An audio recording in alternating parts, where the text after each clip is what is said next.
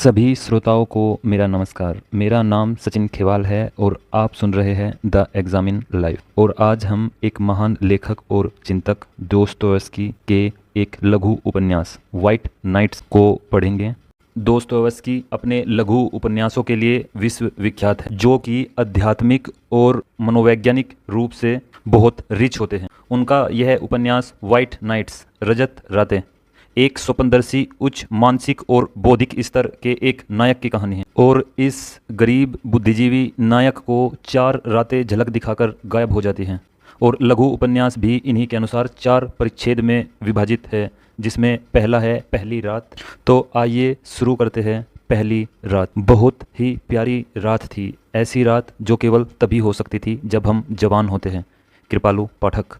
आकाश सितारों से ऐसे जगमगा रहा था, ऐसे उजाला आकाश की उस पर नज़र डालते ही बरबस यह प्रश्न मन में आता है कि क्या ऐसे आकाश के नीचे भी तरह तरह के क्रोधी और सनकी लोग हो सकते हैं। यह भी जवानी के दिनों का ही प्रश्न, बहुत ही जवान लोगों का। अगर भगवान करे कि यह सवाल आपके दिल में अक्सर आए। सनकी और तरह तरह के क्रोधी लोगों की चर्चा करते हुए मैं यह स्मरण किए बिना नहीं रह सकता कि आज का दिन खुद मैंने कितने अच्छे ढंग से बिताया था। सुबह से ही एक अजीब तरह की टीस मेरे दिल को कचोटने लगी थी। अचानक मुझे ऐसा प्रतीत हुआ था कि मुझ एकाकी को सभी छोड़े जाते हैं, कि सभी मुझसे दूर भागे जाते हैं। निसंदेह किसी का भी यह पूछना उचित होगा कि ये सभी कौन हैं। कारण कि मुझे पीटरबर्ग में रहते हुए 8 साल हो गए हैं और इस बीच लगभग किसी भी व्यक्ति से जान पहचान नहीं कर पाया हूँ। मगर मुझे जान पहचान करने की ज़रूरत ही क्या है, इसके बिना ही मैं सारे पीटरबर्ग से परिचित हूँ। इसलिए तो जब सारा पीटरबर्ग उठकर अचानक देहती बंगलों को चल दिया तो ऐसा लगा कि सब मुझे छोड़े जा रहे हैं। अकेला रह जाने के ख्याल से मेरा दिल डूबने लगा। मैं पूरे 3 दिन तक नगर की खाक छानता रहा और यह नहीं समझ पाया कि मुझे क्या हो रहा है। मैं सड़क पर जाता या बाग में या नदी तट पर भटकता, कहीं भी तो कोई ऐसा चेहरा नजर न आता जिसे मैं साल भर से एक ही जगह और एक ही वक्त पर देखने का आदी हो चुका था। जाहिर है कि वे मुझे नहीं जानते, मगर मैं तो उन्हें जानता हूँ। मैं उन्हें बहुत अच्छी तरह जानता हूँ। मैंने तो उनके चेहरों को लगभग पढ़ लिया है। जब उन चेहरों पर खुशी झलकती है तो मैं खिल उठता हूँ, और जब उन पर कुहासा छा जाता है तो उदास हो जाता हूँ। एक बुजुर्ग से तो लगभग मेरी दोस्ती ही हो गई है, जिससे हर दिन एक ही निश्चित समय पर मेरी भेंट होती है। बहुत ही धीर गंभीर और सोच में डूबा हुआ है उसका चेहरा। बुजुर्ग हर वक्त कुछ बड़बड़ाता और बाएं हाथ को हिलाता डुलाता रहता है, और उसके दाएं हाथ में सुनहरे हत्ते वाली गठीली लंबी छड़ी होती है। उसने मेरा ध्यान भी आकर्षित किया है और मेरी तरफ ध्यान भी दिया है, और वह मुझ में हार्दिक दिलचस्पी भी लेता है। मुझे यकीन है कि निश्चित समय पर मुझे फोनताका के करीब न पाकर वह उदास हो जाएगा। इसलिए तो हम कभी कभी एक दूसरे की ओर लगभग सिर झुका लेते हैं, खासतौर पर तब जब हम दोनों के दिल खुश होते हैं। जब पूरे 2 दिन तक मुलाकात न होने के बाद हम तीसरे दिन मिले तो हमने अपने टोप लगभग ऊपर उठा लिए थे, किंतु अच्छा ही हुआ कि ऐन वक्त पर संभल गए, हाय नीचे कर लिए, और एक दूसरे के प्रति मूक लगाव अनुभव करते हुए पास से गुजर गए। मकानों से भी मेरी जान पहचान है। जब मैं सड़क पर गुजरता हूँ तो हर एक मकान मानो भागकर मेरे सामने आ जाता है, अपनी सारी खिड़कियाँ से मुझे गौर से देखता है और लगभग कह उठता है, नमस्ते, आपका मिजाज कैसा है। भगवान की दया से मैं ठीक ठाक हूँ। मई महीने में मेरी एक मंजिल और बढ़ जाएगी। या फिर आपका मिजाज कैसा है, मेरी कल मरम्मत होने वाली है। या यह कि मैं तो बस जलते जलते ही बचा और बहुत डर गया, आदि आदि। उनमें से कुछ मुझे प्रिय है, कुछ मेरे घनिष्ठ मित्र हैं। एक तो इस गर्मी में वास्तुशिल्पी से अपना इलाज करा रहा है। मैं जानबूझकर हर दिन उसे देखने जाया करूँगा ताकि उसे कोई क्षति ना पहुँचाए, भगवान उसकी रक्षा करे। मगर एक बहुत ही सुंदर हल्के गुलाबी रंग के छोटे से घर का किस्सा मैं कभी नहीं भूल सकता। वह पत्थर का बना हुआ छोटा सा बहुत ही प्यारा घर था। ऐसी हार्दिकता से मेरी ओर देखा करता था, ऐसे घमंड से अपने बेढंगे पड़ोसियों को देखता था कि जब कभी मुझे उसके पास से गुजरने का मौका होता था तो मेरा दिल खुशी से भर उठता। अचानक पिछले हफ्ते इस सड़क पर जाते हुए मैंने अपने इस दोस्त पर नज़र डाली और बदमरी चीख सुनाई दी। मुझे पीले रंग से रंगा जा रहा है, वह सी जंगली, उन्होंने सब कुछ तो रंग डाला था, स्तंभ भी, कर्निस भी, और मेरे दोस्त पीली चिड़िया जैसा हो गया। इसके कारण खुद मुझे लगभग पीलिया हो गया है, और मैं अभी तक इस किस्मत के मारे और बदसूरत बनाए गए अपने दोस्त को, जिसे दिव्य साम्राज्य के रंग से रंग दिया गया था, देखने के लिए जाने की हिम्मत नहीं कर पाता। तो पाठक, आप समझ गए होंगे कि मैं कैसे सारे पीटरबर्ग से परिचित हूँ। मैं पहले कह चुका हूँ कि मैं अपनी परेशानी का कारण समझ पाने पर पूरे 3 दिन तक मेरा बुरा हाल रहा। बाहर भी मेरी ऐसी ही हालत रही। यह नहीं है, वह नहीं है, यह कहाँ चला गया। हाँ, और घर पर भी मैं लुटा लुटा सा रहा। 2 रातें तक मैं यह जानने की कोशिश करता रहा कि मेरे इस छोटे से घर में क्या नहीं है, क्यों वह काटने को दौड़ता है। कुछ भी समझ न पाते हुए मैंने अपनी हरी धुएं से काली हुई दीवारों और छत को, जिस पर मकड़ी के जाले लटके हुए थे और जिन्हें मेरी नौकरानी मयोना खूब बढ़ाती जा रही थी, परेशानी से देखा। फर्नीचर पर भी गौर से नज़र डाली, हर कुर्सी को बहुत अच्छी तरह से जांचा और यह सोचता रहा कि कहीं यही तो मुसीबत नहीं है। बात यह है कि अगर मेरी एक भी कुर्सी उसी ढंग से रखी हुई नहीं होती जैसे वह पहले दिन थी, तो मैं बेचैनी महसूस करने लगता हूँ। खिड़की पर नज़र डाली, मगर बेसुध। दिल को जरा भी राहत नहीं मिली। मेरे दिमाग में तो मयोना को बुलाने का भी ख्याल आ गया और मैंने मकड़ी के जालों और सभी तरह की गड़बड़ के लिए उसे ढंग से डांट भी दिया, मगर वह तो केवल हैरानी से मुझे देखती और उत्तर में एक भी शब्द कहे बिना कमरे के बाहर चली गई। पुराने मकड़ी के जाल अपनी जगह पर पहले की भांति ही लटके हुए हैं। आखिर आज सुबह ही मैं अपनी इस परेशानी के कारण का अनुमान लगा पाया। अरे, वे तो मुझे छोड़कर देहाती बंगलों की ओर भागे जा रहे हैं। बाजारू शब्दों के लिए क्षमा कीजिए, मगर बढ़िया शब्द चयन की मुझे सुध ही कहाँ थी, क्योंकि पीटर्सबर्ग का हर आदमी तो यहाँ देहाती बंगले जा चुका था या जा रहा था, क्योंकि बग्गी किराए पर लेता हुआ सम्मानित नजर आने वाला हर व्यक्ति मेरे देखते ही परिवार के प्रतिष्ठित मुखिया का रूप धारण कर लेता था और हर दिन का कामकाज निपटाकर हल्के मन से अपने परिवार के पास अपने देहाती बंगले की ओर चल देता था।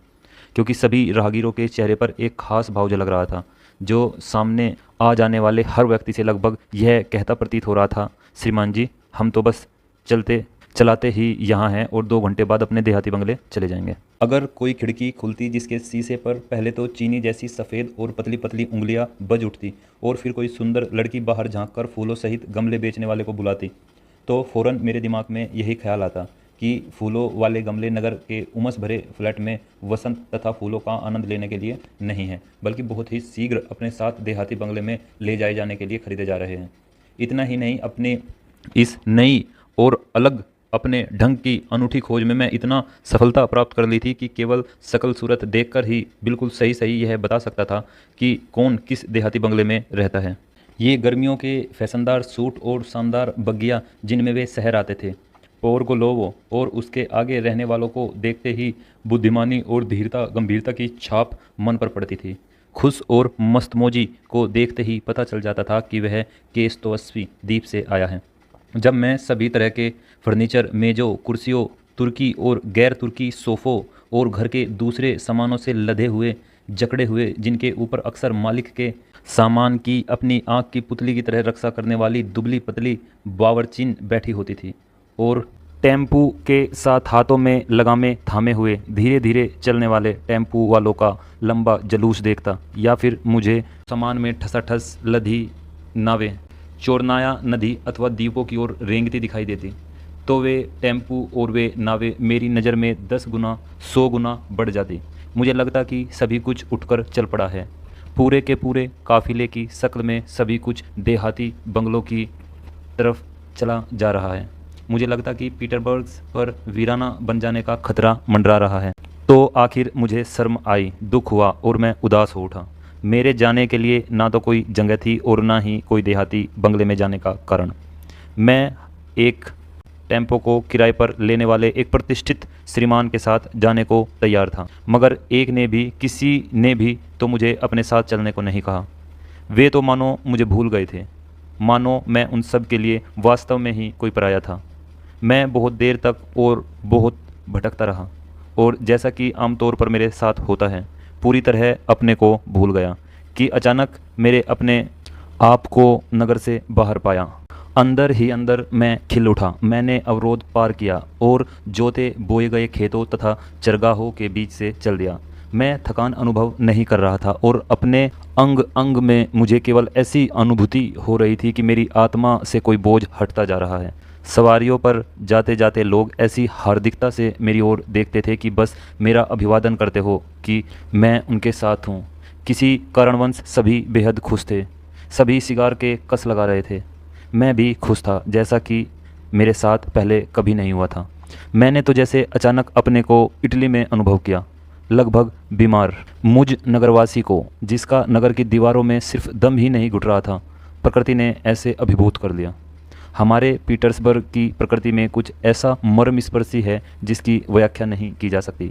वसंत के आगमन पर हमारे पीटर्सबर्ग की प्रकृति जब अपनी सारी शक्ति ईश्वरदत्त अपने सभी वरदानों को प्रदर्शन करती है, खिलती है, सज धज के उठती है, चटकीले फूलों से अपना श्रृंगार करती है, तो उसमें कुछ ऐसी मर्मस्पर्शता होती है जिसका वर्णन शब्दों में नहीं किया जा सकता।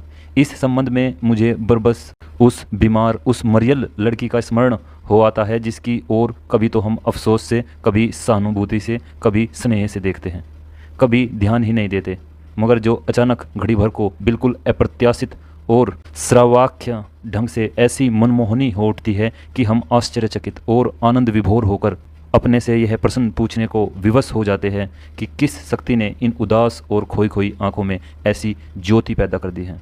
इन मुरझाए और सूखे गालों पर यह लाली कहाँ से आ गई है? इस कोमल नाक नक्शे पर भावावेश क्यों झलक उठा है? किस कारण उसकी सांसें ऐसी तेजी से आ जा रही हैं? किस चीज़ से इस बेचारी लड़की के चेहरे पर अचानक शक्ति, संजीवता और सुंदरता झलक उठी? किस कारण वह ऐसी मुस्कान से चमक उठी है, चमचमाती हंसी से जगमगा उठी है? हम इधर उधर नज़र दौड़ाते हैं, किसी को ढूंढते हैं, कारण का अनुमान लगाते हैं, मगर वह क्षण गुजर जाता है और शायद अगले ही दिन हमें पहले की भांति वह फिर खोई खोई सोच में डूबी हुई आंखें, वह मुरझाया चेहरा और चाल ढाल से वही विनय, वही सहमापन, यहाँ तक कि क्षणिक संजीवता के लिए पश्चाताप, वेदना और अवसाद के अवशेष भी दिखाई देते हैं। और हमें अफसोस होने लगता है कि यह क्षणिक सुंदरता इतनी जल्दी मुरझा कैसे गई, कि इसे कभी लौटाया नहीं जा सकता क्या, कि धैर्य और कपटपूर्ण ढंग से ही उसकी लो चमक उठे। हमें इस बात का अफसोस होता है कि उससे प्यार करने का भी तो वक्त नहीं मिला। फिर भी मेरी रात मेरे दिन से बेहतर रही। यह ऐसे हुआ, मैं बहुत देर से शहर में लौटा और जब मैं अपने घर के करीब पहुंचा तो रात के 10 बज चुके थे। मेरा रास्ता नहर के किनारे किनारे जाता था और रात को इतनी देर से यहाँ आदमी का नामो निशान नहीं दिखाई देता। बात यह है कि मैं नगर के दूरस्थ भाग में रहता हूँ। मैं चला जा रहा था और गुनगुना रहा था, क्योंकि जब मेरा दिल खुश होता है तो मैं हर उस सुखी आदमी की भांति अवश्य कुछ न कुछ गुनगुनाने लगता हूँ, जिससे न तो मेरे मित्र और न ही मेरे भले परिचित मेरे पास होते हैं, जिनके साथ वह अपनी खुशी के पल बांट सकें। अचानक मेरे साथ एक बिल्कुल अप्रत्याशित घटना घट गई। नहर के जंगल के सहारे लिए उस पर कोहनियाँ टिकाए हुए एक नारी रास्ते से जरा हटकर खड़ी थी। संभवतः वह नहर के गंदले पानी को बहुत ध्यान से देख रही थी। वह प्यारी प्यारी सी पीली टोपी और सुंदर सा काला लबादा पहने थी। यह युवती और अवश्य ही श्याम केसनी है, मैंने सोचा। जब मैं सांस रोके और बहुत ज़ोर से धड़कते दिल के साथ उसके पास से गुजरा तो शायद उसने मेरे पैरों की आहट नहीं सुनी। वह हिली डुली भी नहीं। अजीब बात है, मैंने सोचा, शायद वह किसी ख्याल में बहुत गहरी डूबी हुई है। अचानक मैं जहाँ का तहाँ ठिठक कर रह गया। मुझे दबी घुटी सी सिसकी सुनाई दी। हाँ, मुझे भ्रम नहीं हुआ था। लड़की रो रही थी और रह रह कर सिसक रही थी। हे भगवान, मेरा दिल बैठ गया। औरतों के मामले में मैं बेशक बहुत झेंपू हूँ, मगर यह तो विशेष क्षण था। मैं लौटा और उसकी तरफ बढ़ा, और अगर मुझे यह मालूम न होता कि कुलीनों से लंबित रूसी उपन्यासों में हजारों बार श्रीमती संबोधन का उपयोग हो चुका है, तो मैंने अवश्य ही बस उसे ऐसे ही संबोधित किया होता। इस चीज़ ने मुझे ऐसा करने से रोक दिया, मगर जब तक मैं उचित शब्द ढूंढ पाऊँ, लड़की चौंकी। उसने अपने इर्द गिर्द नज़र डाली, संभाली और नज़र झुकाए हुए मेरे पास से गुजरकर पगडंडी पर बने तटबंध पर बैठ गई। मैं उसी क्षण उसके पीछे पीछे हो लिया। अगर यह अनुभव कर उसने सड़क पार की और पटरी पर चलने लगी। सड़क के उस ओर जाने की मेरी हिम्मत नहीं हुई। मेरा दिल जाल में फंसे पंछी की तरह ज़ोर ज़ोर से धड़क रहा था। इसी क्षण एक ऐसी बात हो गई जिसने मुझे उभार लिया, जिसने मुझे बचा लिया। अच्छी खासी उम्र का एक महाशय जो अच्छा कोट पहने था, मगर जिसकी चाल ढाल अच्छी नहीं कही जा सकती थी, अचानक मेरी उस अपरिचितता और पटरी के करीब दिखाई दिया। वह लड़खड़ाता हुआ और सावधानी से दीवार का सहारा लेता हुआ चल रहा था। लड़की तो सहमी सहमी और तनी हुई बहुत तेज़ी से चली जा रही थी, उन सभी लड़कियों की तरह जो यह नहीं चाहती कि रात के समय कोई उन्हें घर पहुंचाने के लिए अपना निमंत्रण पेश करे। यदि मेरा भाग्य इस लड़खड़ाते महाशय के दिमाग में असाधारण उपायों का सहारा लेने का विचार पैदा न कर देता तो निश्चय ही वह उस लड़की के करीब न पहुंच पाता। मेरा यह महाशय कुछ कहे सुने बिना अचानक ही पूरे जोर से भागने लगा और भागता हुआ मेरी इस अपरिचितता के निकट पहुंचने लगा। वह हवा की तरह तेज़ी से चली जा रही थी, मगर लड़खड़ाता हुआ महाशय उसके करीब होता जा रहा था। उसके बिल्कुल करीब जा पहुंचा और लड़की चिल्ला उठी। मैंने उस बढ़िया गठीली छड़ी के लिए, जो इस वक्त मेरे दाएं हाथ में थी, अपने भाग्य को सराहा। मैं पलक झपकते ही उस पटरी पर जा पहुंचा और पलक झपकते ही मैं, वह बिन बुलाए मेहमान भी, यह समझ गया कि किस्सा क्या है। उसने डंडे के एकाट्य तर्क को समझा और चुपचाप पीछे हट गया। और जब हम काफ़ी आगे चले गए तो काफ़ी भारी भरकम शब्दों में मुझे बुरा भला कहने लगा, किंतु उसके शब्द हमें बहुत कम सुनाई दे रहे थे। लाइए अपने हाथ मुझे दे दीजिए, मैंने अपनी अपरिचितता से कहा। तब उसे हमारा पीछा करने की ज़रूरत नहीं होगी। उसने चुपचाप अपना हाथ मेरी तरफ बढ़ा दिया, जो अभी तक डर और घबराहट के कारण कांप रही थी। ओ बिन बुलाए मेहमान, कितना आभारी था मैं तुम्हारा इस पल। मैंने लड़की पर उड़ती सी नज़र डाली। वह बहुत ही प्यारी और कृष्णकेशनी थी। मैंने ठीक ही भांपा था। उसकी काली बैरोनी पर कुछ क्षण पहले भय था, उससे भी पहले दुख था, मुझे यह मालूम नहीं। कुछ ही पल में उसका चेहरा चमक उठा और होठों पर मुस्कान खिल गई। उसने भी छुपी हुई नज़रों से मुझे देखा और तनिक शर्माई और फिर नज़र नीची कर ली। देख रही है ना, उस वक्त आपको मुझसे कन्नी नहीं काटनी चाहिए थी। अगर मैं आपके पास होता तो ऐसी कोई बात होती ही ना, मगर मैं तो आपको जानती ही नहीं थी। मैंने सोचा कि आप भी, तो क्या अब आप मुझे जानती हैं? कुछ कुछ। मिसाल के तौर पर यह बताइए कि आप इस तरह कांप क्यों रहे हैं? ओह, आप तो फ़ौरन भांप गई। मैंने इस बात से खुश होते हुए उत्तर दिया कि मेरी यह सुंदरी बहुत समझदार है। यह तो सोने से सुगंध वाली बात है। हाँ, आप फ़ौरन ही यह भांप गई कि किससे आपका वास्ता पड़ा है। यह सही है कि मैं औरतों से झेपता हूँ। मानता हूँ कि इस समय मैं उतना ही घबरा रहा हूँ जितनी 1 मिनट पहले जब उस महाशय ने आपको डरा दिया आप घबरा रही थी। इस वक्त मैं कुछ डरा हुआ हूँ। यह तो सचमुच सपना है और मैंने तो सपने में भी यह कल्पना नहीं की थी कि कभी किसी नारी से मैं बातचीत करूँगा। यह आप क्या कह रहे हैं? यह सच है क्या? हाँ, अगर मेरा यह हाथ कांप रहा है तो यह इसलिए कि आपके इस हाथ जैसा छोटा और प्यारा सा हाथ उसने कभी नहीं थामा। मैं औरत की संगत का बिल्कुल आदी नहीं रहा। मेरा मतलब यह है कि मैं कभी उसका आदी हुआ ही नहीं था। मैं तो एकदम एकांकी हूँ। मैं तो यह भी नहीं जानता कि उनसे बातचीत कैसे करूँ। अब भी यह नहीं जानता कि आपसे कोई बेहुदा बात तो मैं नहीं कर बैठा। आप मुझे साफ साफ बता दीजिए। आपको यकीन दिलाता हूँ कि मेरा बुरा मानने का स्वभाव नहीं है। नहीं नहीं, ऐसा कुछ नहीं है, बात बल्कि इसके उलट है। पर यदि आप साफ कोई ही चाहते हैं तो मैं कहूँगी कि नारिया को ऐसे झेप अच्छी लगती है। अगर आप इससे भी अधिक कुछ जानना चाहते हैं तो मैं कहूँगी कि मुझे भी यह पसंद है और घर पहुँचने तक मैं आपको दूर नहीं करूँगी और आप बात ही बात में मेरा सारा डर दूर कर देगी। मैंने खुशी से हाफते हुए कहना शुरू किया। और मैं अलविदा करूँगा इस मौके को, इस चांस को।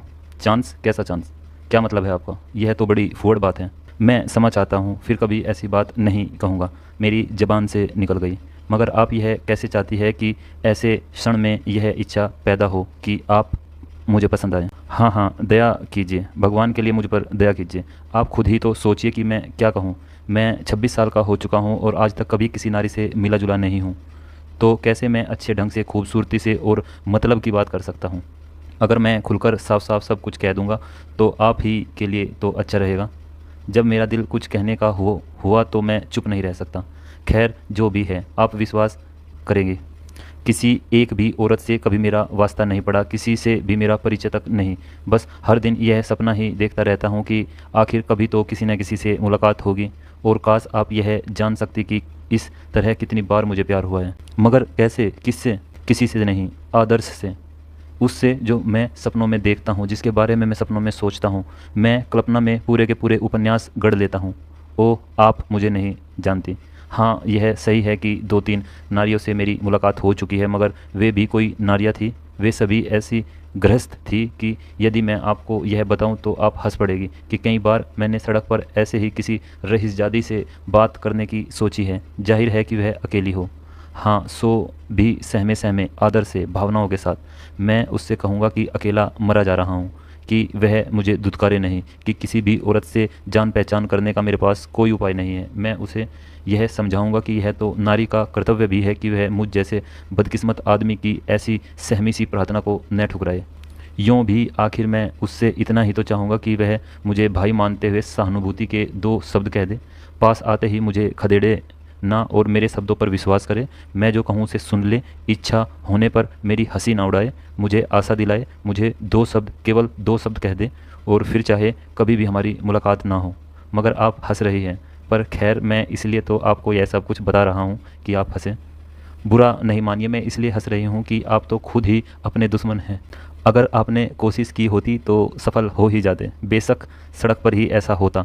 मामला जितना सीधा साधा होता उतना ही अच्छा रहता। कोई भी दयालु औरत अगर वह बुद्धू न हो तो उस क्षण किसी खास वजह से बहुत झल्लाई हुई न हो तो उन दो शब्दों को कहे बिना जिन्हें आप ऐसे सहमे सहमे ढंग से सुनना चाहते हैं, कभी आपको भगा देने की ज़रूरत नहीं करेगी। मगर मैं यह क्या कह रही हूँ, निश्चय ही उसने आपको पागल समझा होता। मैंने तो अपने को ध्यान में रखते हुए ऐसा कहा है। खुद ही मैं कौन सा अधिक जानती हूँ इस दुनिया के लोगों के रंग ढंग को। ओह, बहुत आभारी हूँ मैं आपका। मैं चिल्ला उठा और कहा कि आप यह नहीं समझ सकते कि आपने मेरे लिए क्या किया है। रहने दीजिए, रहने दीजिए। मगर यह बताइए कि आपने यह कैसे जान लिया कि मैं ही एक ऐसी नारी हूँ जिसके साथ, मेरा मतलब जिसे आपके ध्यान देने और अपनी मैत्री के योग्य समझा, थोड़े से, जो आपके मुताबिक गृहस्थ नहीं है। आपने मुझसे बात करने का निर्णय क्यों किया? क्यों? मगर आप तो अकेली थी। वह महाशय खुद हद से आगे बढ़ गया था। रात का वक्त ठहरा।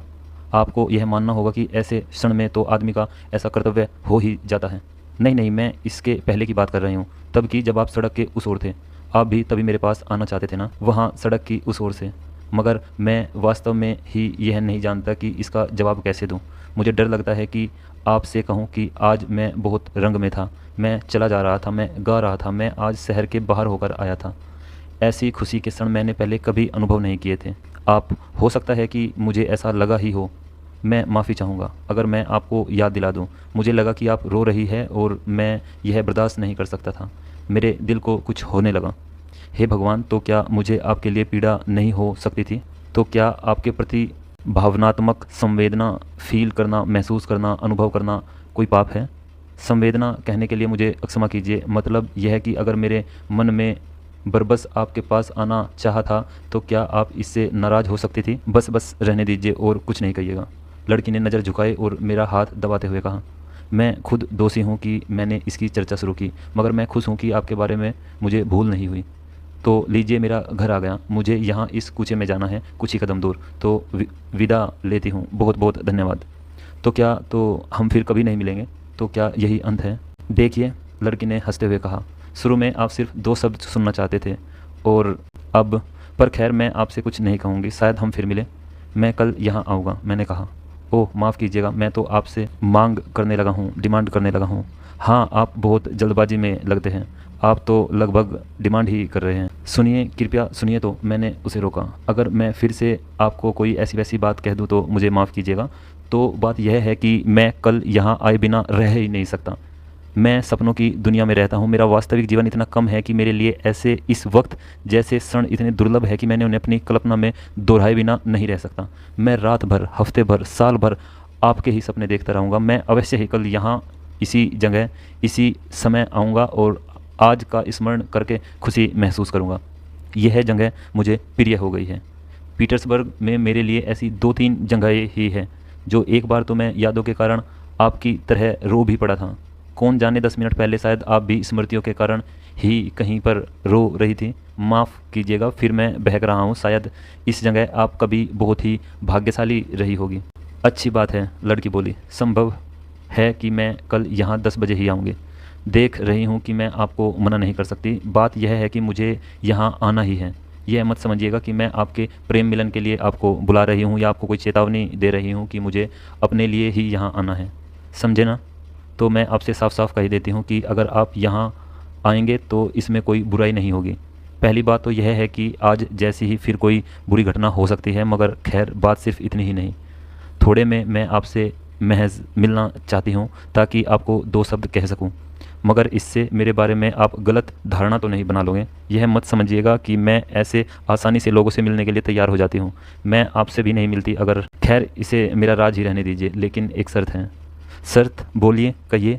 सब कुछ पहले से ही कह दीजिए। मैं हर चीज़ के लिए तैयार हूँ। सब कुछ कहने को राज़ी हूँ। मैं खुशी से चिल्ला उठा। अपने बारे में मैं आपको पूरा यकीन दिलाता हूँ, आपकी हर बात मानूंगा, आपकी इज्जत करूँगा। आप तो मुझे जानती ही हैं। जानती हूँ, इसीलिए तो कल आपको आने के लिए कह रही हूँ, लड़की ने हंसते हुए कहा। बहुत अच्छी तरह से जानती हूँ आपको, मगर देखिए एक शर्त पर आइएगा। मैं आपसे जो अनुरोध करूँगी उसे पूरा करने की कृपया कीजिएगा। मैं आपसे सब कुछ साफ साफ कह दे रही हूँ। सबसे पहले तो यह कि मुझे प्यार नहीं कर बैठिएगा। मैं आपको विश्वास दिलाती हूँ कि ऐसा हरगिज़ नहीं करना चाहिए। दोस्त बनने के लिए मैं तैयार हूँ। यह लीजिए मेरा हाथ, मगर प्यार नहीं कीजिएगा। मैं आपसे रिक्वेस्ट करती हूँ।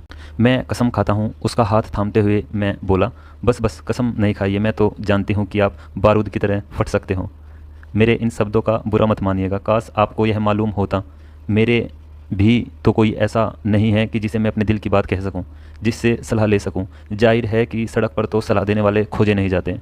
हाँ, आपकी बात दूसरी है। मैं आपको ऐसे जानती हूँ मानो हम 20 साल से दोस्त हो। आप बेवफाई तो नहीं करोगे, आप खुद ही देख लोगे। नहीं जानता कि इन बीच के 24 घंटों तक मैं कैसे ज़िंदा रहूँगा। खूब गहरी नींद सोइएगा। शुभ रात्रि। और यह याद रखिएगा कि मैं आप पर विश्वास करती हूँ। अभी कुछ ही देर पहले आपने कितना ठीक कहा था। क्या हर भावना, यहाँ तक कि भावनात्मक संवेदना की सफाई देना भी तो ज़रूरी होता है। जानते हैं, इतनी अच्छी बात कही थी कि यह आपने, कि मेरे दिमाग में उसी वक्त आपको अपनी रजामंदी बनाने का ख्याल आया था। किस राज का, भगवान के लिए कहिए तो। कल फ़िलहाल इसे मेरा राज ही रहने दीजिए। आपके लिए तो यह बेहतर ही रहेगा कि कम से कम दूर से तो रोमांस जैसा प्रतीत होता है। शायद मैं कल ही आपसे यह राज कह दूं, शायद ना कहूं। इसके पहले कि मैं आपसे अभी और कुछ बातचीत करूं, हम एक दूसरे को और अच्छी तरह जान जाएंगे। अरे हाँ, मैं आपको अपने बारे में कल ही सब कुछ बता दूंगा, मगर यह क्या है, मेरे साथ तो जैसे कोई चमत्कार सा हो रहा है। कहाँ हूँ मैं मेरे भगवान? कहिए तो, क्या आप इस बात से दुखी है कि मुझसे नाराज़ नहीं हुई, जैसा कि किसी दूसरे ने किया होता, कि मुझे शुरू में ही दूर नहीं भगाया, केवल 2 मिनट और आपने मुझे सदा सदा के लिए भाग्यशाली बना दिया। हाँ हाँ, भाग्यशाली, कौन जाने, शायद आपने खुद मेरे साथ ही मेरी सुलह करा दी है, मेरे संदेह को दूर कर दिया है। हो सकता है कि मुझे ऐसे क्षण आते हो। हाँ हाँ, मैं कल आपको राय बता दूंगी और आप सब जान जाएंगे। अच्छी बात है, तो ऐसा ही सही, आप ही शुरू करेंगे अपनी कहानी, मुझे मंजूर है। नमस्ते। हम विदा होते हुए मैं रात भर घूमता ही रहा, घर लौटने की हिम्मत ही नहीं कर सका। मैं इतना अधिक खुश था कि अगले दिन तक मैं सारा दिन यह सोचता रहा कि जाने कब रात होगी, कब होगी ये दूसरी रात।